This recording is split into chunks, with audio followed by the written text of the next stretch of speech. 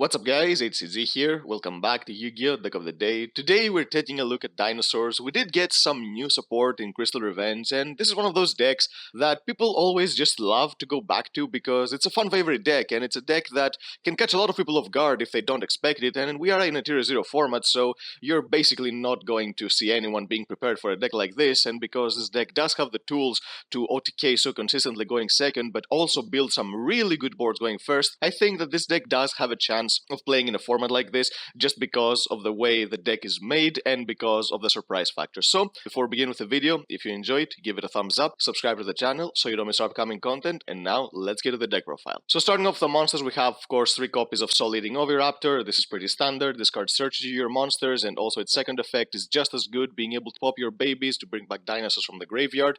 Triggering effects, giving you more monsters on the field, amazing card overall. We have 1 copy of Miscellaneousaurus. Now Konami, please just bring this card back to 3. The time and era that this card had to go to 1 because it was oppressive is by far long gone. The power creep is just so broken in this game. We just have moved from a format where we were using this card very consistently every single turn and making boards that were really good and being able to OTK to a tier 0 format that they don't really care about anything like this. So yeah, I don't feel like there is any reason for this card to be at 1. It's just not as powerful anymore. But yeah, for this particular deck, the card is broken because it makes all your dinosaurs on effect during the main phase, and also by banishing itself and other dinosaurs, you can special summon a dino from the deck with a level equal to or lower to the monsters that you banished. So yeah, this card does a lot for the deck, but again, I just don't feel like this card needs to be at 1 anymore. And if this card ever comes back to 2 or 3 copies, it's going to be such a huge boost for the deck that it's going to make it even more powerful than it already is. We play 1 copy of Giant Rex. This card is here to combo with Misk because you can banish it from the graveyard to get a monster from the deck, and also when this card is banished, you can special summon it for the banished zone,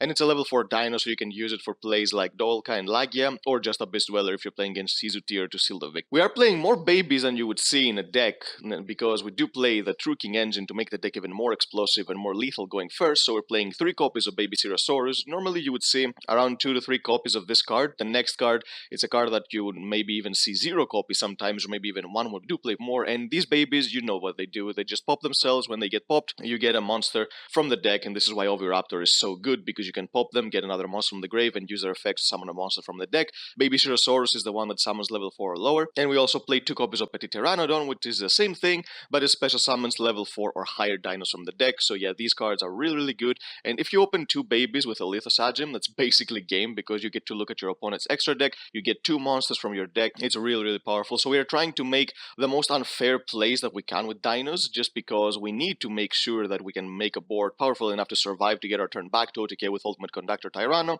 Otherwise, there's no point in playing such powerhouses, especially when you're playing going first deck, but you need to be able to summon these cards consistently going first and going second, because Tyranno is a card that can also be used as a disruption and as an OTK tool. So yeah, playing a lot of these cards, make sure that you can make the most plays during your first turn. We play 2 copies of Animadorn Archosaur. This card is really good when you're playing more babies. You can get away with playing only 1 copy of this card because you're going to get access to it throughout your combo with Misk, but the thing is, this card is not bad draw, especially when you play so many babies, because you can just normal summon it, pop a baby from your hand, get your peel, and then you also get someone from the deck. So it's a really good card if you don't have your Oviraptor. And also the thing is that sometimes games can go into a bit of a grind, so being able to use this card twice and summon Tyranno twice with your peel through this method is really good, because if your opponent can survive the first Tyranno, there is no way they're going to be able to survive the second one, because they have to use pretty much everything they have in order to be able to survive a turn when you play a card like this, especially if you combine it with a card like, of course, your Pentastat, because you can get all your piercing, and then you can just make sure that you do enough damage. So yeah, I feel like playing 2 copies of this card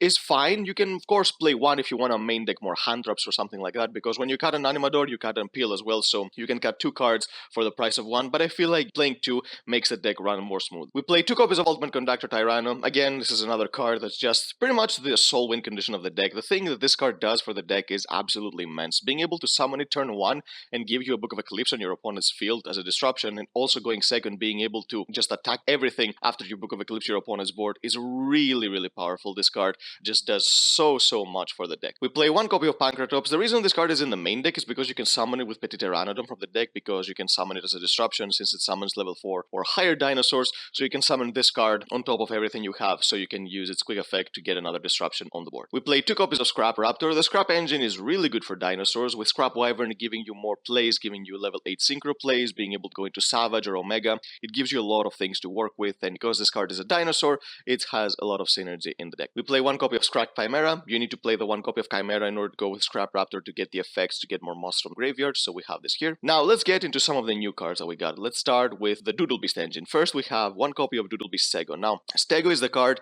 that if you control no monsters, or if all your monsters are dinosaurs, you special summon from your hand, and then when it's summoned you can add a Doodle Beast spell and trap from your deck to your hand, and then discard a card, and you're going to be discarding the same card you're adding, which is the Doodle Beast Trap card, and then the Doodle Beast Trap card can give you access to another card, which is going to be the Doodle Beast Tyranno. So when you tribute summon this card by tributing a dinosaur monster, you can summon with only one tribute, and during the main phase, if a dinosaur monster is on the field, you can use this as a quick effect to tribute summon this card from your hand, and if this card is normal summoned, you can destroy a monster on the field, and then if you tributed a Doodle Beast monster, it gains attack equal to half the monsters, the destroy monsters attack. So if you tributed your Stego for this card, you're going not only to get a pop, but you're going to get a big beater for your follow-up, and also the thing is that this is a quick effect, so it basically gives you another interruption. This engine is not something to laugh at, it gives you more interruptions, and these are dinosaurs, so you can be used as extenders. Stego is a card that you can pretty much get as an extender for a link play, just because it's a free special summon that you can have if all your monsters are dino monsters, and Tyranno is a card that even when you're going second,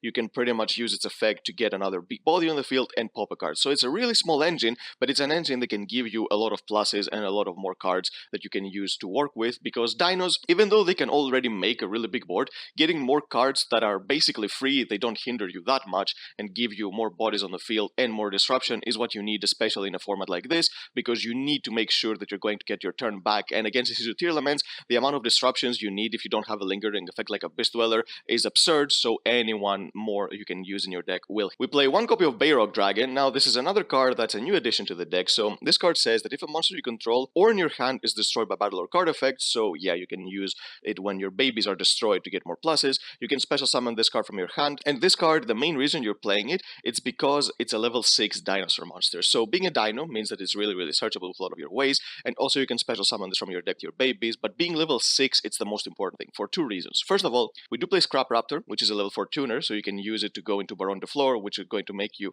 another big negate that's going to push for the game as well. But the most important thing is that we do play Bestials in the deck. Surprise, surprise, I don't see any deck right now that is not an Eldritch type of deck not playing Bestials in the main deck. So being level 6 means that you can combo it with your Bestials and you can go into Wallow, which is an amazing support that you can use from pretty much any type of rank 6 deck that you can summon, and being able to summon it not just by drawing 2 Bestials consistently, because the main reason people are playing Wallow is because they're playing so many Bestial monsters that they're going to draw 2 every single time, so they can summon it with 2 Bestials. But in this particular deck, just drawing 1 Bestial means that you can use Bayrock Dragon as the other level 6 monster to go into Wallow, so you can use it to rank 6 and get a monster on the field that is going to stop PC's tier element. So yeah, this card is a really good addition to the deck as well. We play one copy of True King Lithosalgem the Disaster. This is the reason we do play so many babies in the deck. This card, when you combine it with 2 Earth monsters, it can be so devastating. You look at your opponent's extra deck and banishing monsters, and also getting so many special summons from the deck.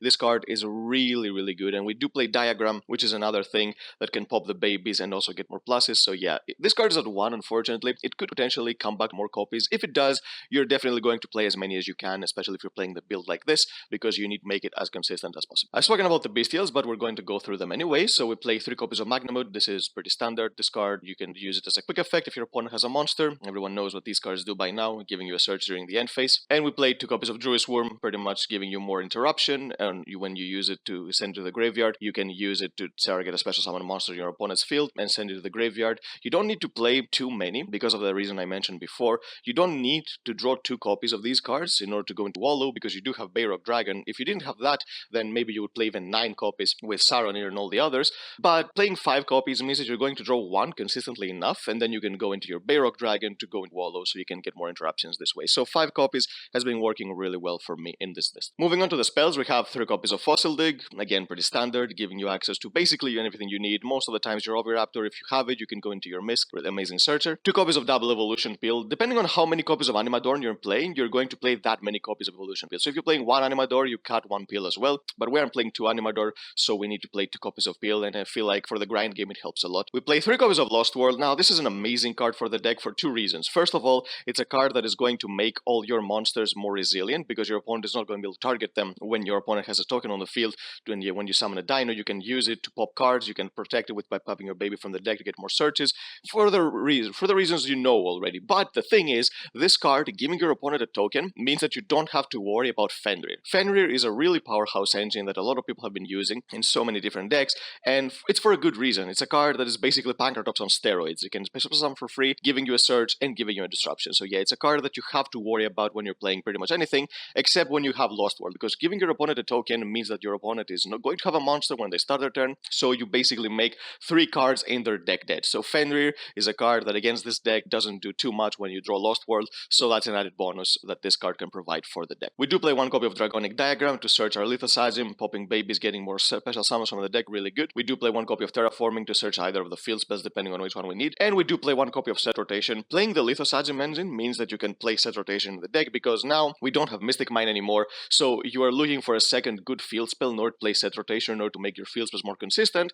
and obviously the next best field spell that you can play after Mystic Mine in Dinos is probably Diagram, so you can get access to your Lithosazim. And we're playing 1 copy of Call by the Grave because it's a broken card, especially when we are in a tier 0 format. The top deck is so graveyard reliant. And the only trap that we play in the deck is 1 copy of the Doodle Beast, the trap card. So this card is a card that, again, you can search with Stego, and then you can pitch it right away.